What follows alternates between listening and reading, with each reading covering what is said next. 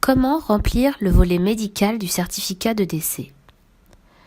La section relative aux causes médicales de décès est divisée en deux parties.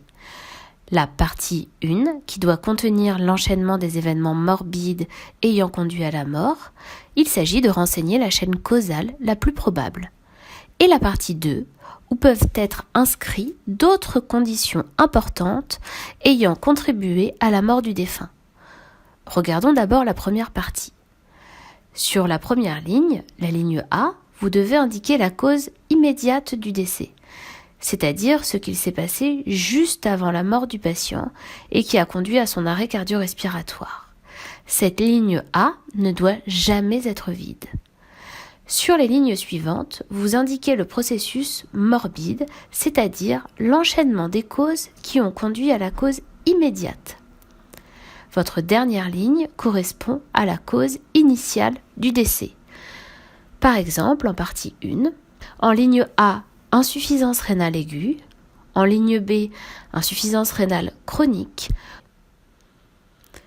en ligne C, diabète insulinodépendant non équilibré. Il s'agit d'un enchaînement correct puisque le processus morbide est respecté. En revanche, la paraplégie, l'hypotension ou un malaise ne sont pas des causes initiales. Vous devez alors préciser, dans la mesure du possible, les raisons de leur apparition chez le sujet décédé. La partie 2 sert à lister toutes les conditions ayant contribué au décès, mais qui ne sont pas impliquées dans la chaîne causale. Il s'agit des comorbidités, des états physiologiques, mais également des pathologies en lien avec le décès, mais non impliquées dans la chaîne causale. Dans notre exemple, il pourra s'agir de l'obésité. Une fois les deux parties médicales remplies, vous devez indiquer les intervalles de temps approximatifs sur la section de droite face à chaque cause. Reprenons notre exemple. L'insuffisance rénale aiguë date de 7 jours. L'insuffisance rénale chronique date d'1 an et le diabète insulinodépendant non équilibré date de 10 ans. L'obésité, quant à elle, date de 25 ans.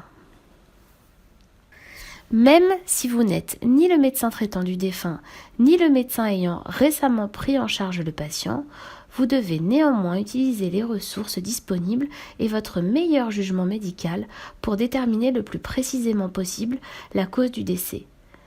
Il est important de comprendre que la qualité des informations renseignées dans cette partie médicale est essentielle, car les statistiques de mortalité nationale en dépendent et par conséquent les orientations de politique de santé publique. Une fiche d'aide à la certification de décès a été réalisée par le CEPIDC. Nous vous invitons à la diffuser largement auprès de vos collègues et dans vos services.